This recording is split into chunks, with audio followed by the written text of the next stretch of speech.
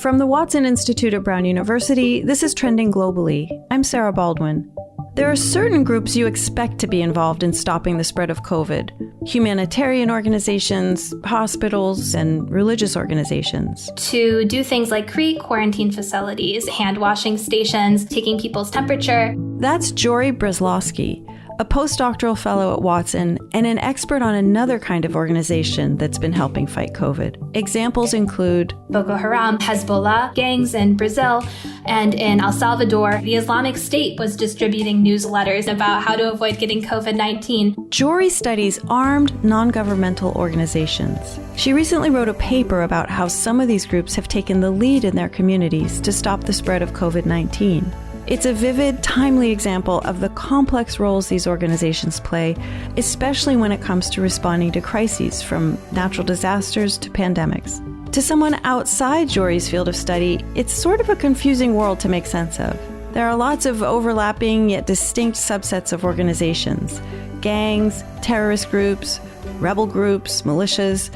So we started by just defining a few of these terms, including the one that best encompasses them all: armed groups. Jori, thank you so much for talking with us today. Yeah, thanks so much for having me. I'm happy to be here. So before we get into what these groups are doing to fight COVID-19 and what it says about their roles in society, let's talk about what and who we mean by, quote, armed groups. Yeah, sure. So when we talk about armed groups, we're usually referring to non-state armed groups. So this is any kind of group that's using violence to achieve a certain goal that's not part of the state. So it can be like criminal gangs. Exactly. These are also groups that are frequently referred to as terrorist groups. And we can talk about it later on in the interview. But terrorist groups may use terrorist tactics, but they might be equally likely to govern as well. And so these are groups that we may not expect to be taking part in actions that we view as a good thing. So groups that we call terrorists, like Boko Haram, Hezbollah, criminal groups like different drug cartels in Mexico or in other parts of Central America. But then we see that they're actually reacting to COVID-19 and also governing in other ways as well. Yeah, which is so interesting and unexpected. So just to back up in the first place, why is understanding armed groups' reactions during the COVID-19 pandemic important? Why is this an opportunity? What are we going to learn from this? So the thing about armed groups is that they control a lot of territory in our world today. The International Committee of the Red Cross estimates that they control about 66 million civilians. And so any conversation about how we're reacting to public health crises, natural disasters, has to, by definition, also take into account those civilians that are living under the control of armed groups. And while those civilians may be out of reach to the government, they're not out of reach of these different natural disasters and pandemics that can take place. And so understanding the opportunities and the challenges that these armed groups present in reaching those civilians to deliver humanitarian relief is a really important conversation to be having. Right, because they're doing it where more sort of recognized governments are either weak or absent, right? Exactly. These are areas that the government's either unwilling or unable to reach. And so understanding who these actors are that are controlling these areas, their motivations, their ability is important in understanding how we can reach those civilians. Why would a quote-unquote legitimate government refuse to provide aid? So there's some civilian populations that the government either sees as an enemy because of their ethnicity or their religion. And so there's certain areas of the country that the government may not see as their responsibility, or they may even view it as more of a predatory sense that they're intentionally not serving these civilians. What was the first militant group that you saw or heard of proactively doing this kind of work? Like, how early on in the pandemic do you think this kind of work started? So I think I first read about this in April, about a criminal group in Rio de Janeiro in Brazil. And I think that the reason that this probably hit the papers first is what we've been kind of talking about, is this idea that, wow, criminal groups are enforcing these closures and helping civilians out. But we can think of all sorts of groups that may surprise us initially. The Islamic State was distributing newsletters, known for their brutality and cutting people's heads off, was distributing information about how to avoid getting COVID-19. The Taliban in Afghanistan reacted in many areas prior to the government. These groups have websites. They are active on Twitter. They spread the message through WhatsApp. And one of them even has a hotline that civilians can call to get information about COVID. And so we're seeing really diverse methods being deployed for armed groups to get the message out to civilians on the best actions that they can take to avoid getting the virus. And the thing, too, is that one of the reasons that we probably see this being the most frequent reaction from armed groups, this promoting preventive measures, is that a lot of them don't have the resources to be taking other strategies. Like to provide quarantine facilities or face masks? For instance. And so we do see some groups doing that. But one group, for instance, in Myanmar actually said that the reason we're promoting this knowledge about COVID is because we don't have the resources to hand out face masks. We don't have the resources to spray sanitizer places. And so this is kind of the first line of response that armed groups can take that doesn't require a whole lot of resources. And what are some other actions that other groups are taking? So we also see certain armed groups placing restrictions. And so this is, again, similar to our own governments, closing down businesses at certain hours, regulating how many people can be in certain shops, having curfews that people have to be back home at a certain time. And we see some armed groups kind of just putting out these guidelines without the threat of violence, but we see other armed groups enforcing these rules very violently. And so, for instance, some of the gangs in Brazil and in El Salvador have been tagged as beating civilians who don't comply with these regulations.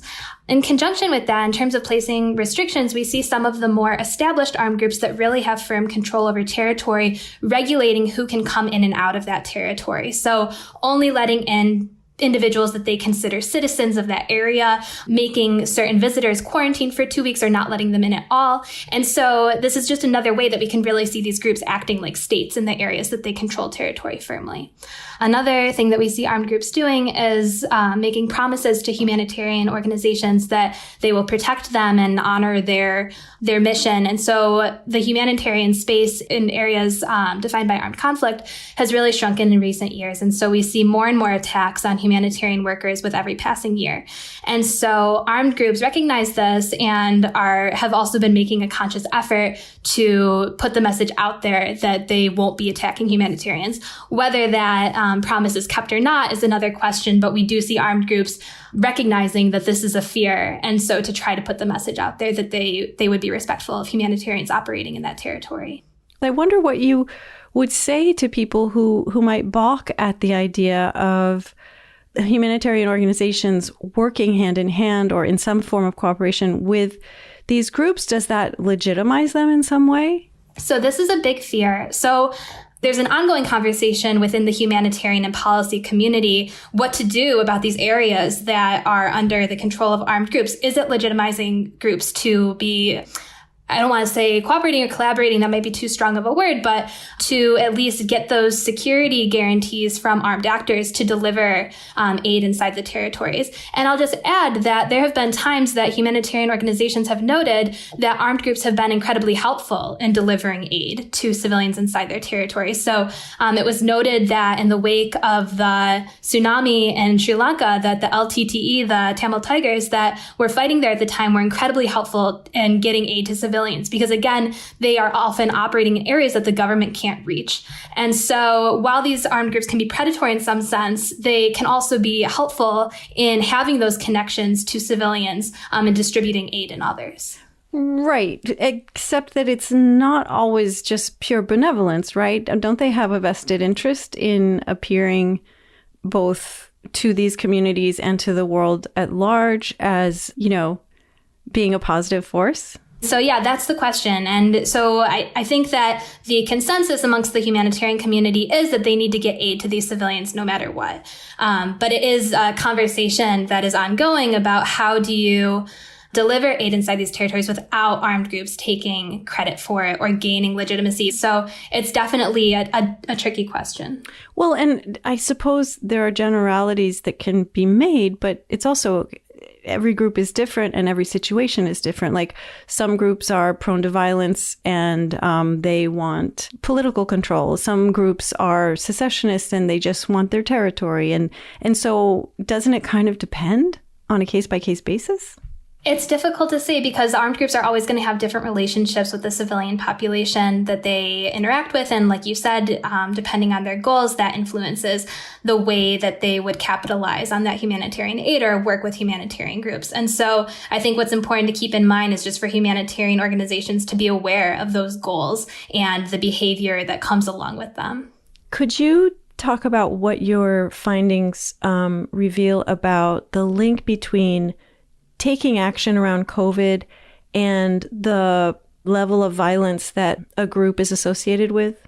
Yeah, so actually one of the initial tests that I did was I was curious as to what types of groups are responding, and I wanted to know if that armed groups that use more violence against civilians, were they less likely to respond with these more benevolent measures of helping civilians avoid getting the disease. And perhaps initially surprising is that groups that were using violence against civilians at high levels were just as likely to respond to COVID as groups that were using violence against civilians at much lower levels. And so this kind of goes hand in hand with some newer research that is coming out that armed groups that govern are just as likely to use terrorism as armed groups that don't govern. And we can think about this because the areas that armed groups are governing may be different than the areas that armed groups are using terrorism. So Hamas, at the same time as it's governing people in Gaza, it's flinging missiles at Israel. And so just because an armed group is governing doesn't mean that it's not using significant amounts of violence against civilians. And so I think that that may be one of the more counterintuitive findings, but when you start to think about more examples, it makes sense. Were you surprised to see gangs in Mexico and South Africa and terrorist groups in other places embracing the science, I guess, more than non-armed groups in some cases, and sort of having this public health impulse? Yeah, that's a really interesting question to bring up, that they would just kind of latch on to these scientific recommendations when we see so much of our own population not following them. I will say a couple armed groups that follow a more Islamist ideology put out explanations to the crisis that followed more Islamist views of how to explain the virus. And so people who aren't following the religion well are more likely to get the virus and that sort of thing. But honestly, it was a super small minority. And in the vast majority of cases, we see armed groups actually following the recommendations put out by the World Health Organization very carefully. That's so interesting. So what steps or what services they provide to civilians depends on their resources, but also on their goals. Yeah, so we see some armed groups were actually able to do things like create quarantine facilities. Can you give an example? Yeah, so one of the groups, the KIO in Myanmar, did a lot to build quarantine facilities. They actually built them. They just these little bamboo huts that people stayed in when they came back into the territory. They built hand washing stations. They were taking people's temperature. And I know Hezbollah was also working diligently to build quarantine facilities, or to at least I think they were transforming hotels into quarantine facilities. And so you can see these groups that particularly are older and have been around for a longer time, usually have had the time to build up those resources and capital. So I'm not an expert on Hezbollah, but I imagine they have certain connections with hotel owners and things along those lines. And so these groups that are more integrated into the community, that have been around for a long time and have not only the economic resources, but the political resources, are more likely to be able to respond with these more robust types of measures. Speaking of robust measures, you write that in some cases, entire medical corps are sort of established and provided. So my question is, the physicians or the healthcare workers in those cases, are they already aligned with these groups, or are they being coerced? It really depends. There's, of course, the civilians that have lived in an area their whole life and are medical professionals. There's also medical professionals who come as humanitarians and then end up being accused of working for armed groups. I believe there was just a case of a doctor being on trial in Australia for working for ISIS, and he was a humanitarian worker. And happen to be in ISIS-controlled territory. And we have this conversation in the rebel governance circles quite a bit, is you can't really tell in a war what is due to coercion and what's not. So we can look at civilians paying taxes to armed groups. We can look at civilians giving food or shelter to armed groups. Is that voluntary or is that coercive? It's really difficult to say, because if a soldier comes to your door and happens to have a gun slung over his shoulder and says, "Can I have some food?" and you give him food, is that because you're scared of getting shot or because you support the cause? It's really difficult to say.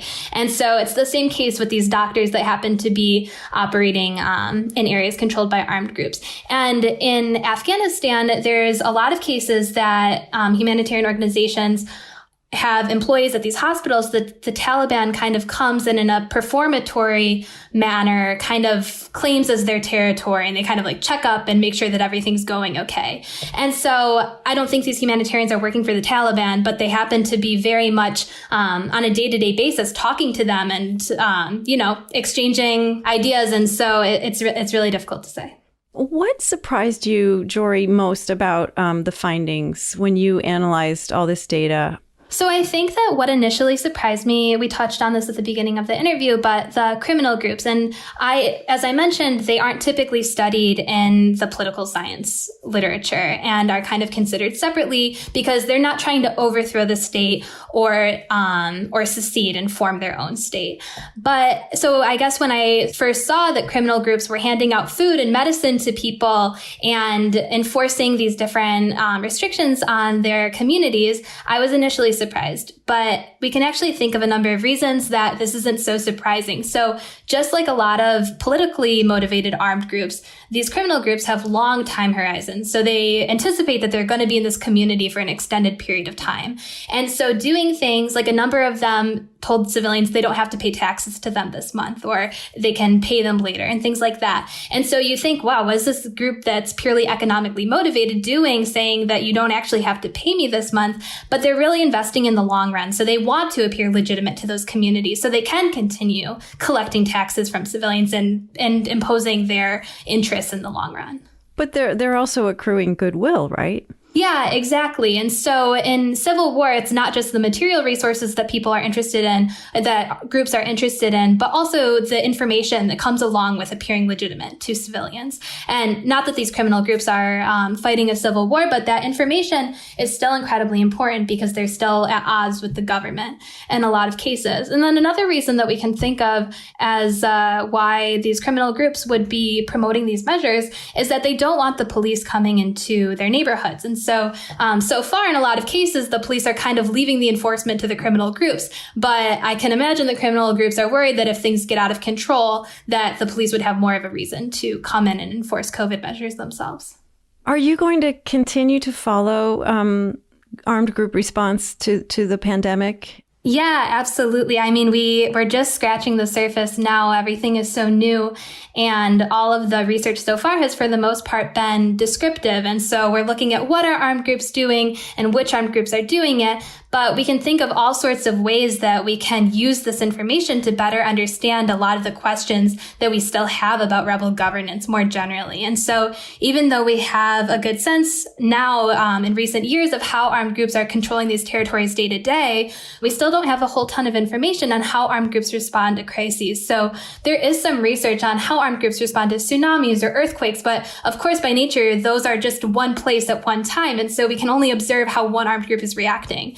But COVID is kind of a chance for us to really observe across all of these different armed groups how these armed groups are reacting. And I think that we can speak a lot it can give us a lot of information about how these armed groups are interacting with the civilians inside their territory and kind of what their motives, how their motivations drive that response. Jori, who do you hope will read your analysis? I think that I'm most interested in the public knowing about this type of research. This reaction to COVID-19 is no surprise to people that study rebel governance, and it's also not a surprise to the humanitarian community. So humanitarians have been working with armed groups for decades, and so they won't be surprised that armed groups are responding in this way. But I think that the public was really surprised when they hear that criminal groups and terrorist groups are building quarantine facilities and passing out groceries and medicine to civilians. And I think that it's part of a broader lesson that I hope that people learn is that we live in a world that's very dominated by states being the legitimate authority. And a lot of times states don't take care of their populations. And perhaps in some cases, armed groups are doing a better job at governing certain areas than the states are. And so I just think that more broadly, non-state actors need to be taken seriously as an entity in our world today. Well, I'm so glad, Jori, that we got to have you on the show. It's been such a pleasure to talk about you and your work. Thank you very much. Yeah, thanks so much for having me. This episode was produced by Dan Richards and Alina Coleman. Our theme music is by Henry Bloomfield. I'm Sarah Baldwin. You can subscribe to us on Apple Podcasts, Stitcher, Spotify, Google Play, or wherever you listen to podcasts. And if you like the show, leave us a rating and review on Apple Podcasts. It really helps others find us. For more information about this and other shows, go to watson.brown.edu. Thanks for listening, and tune in 2 weeks for another episode of Trending Globally.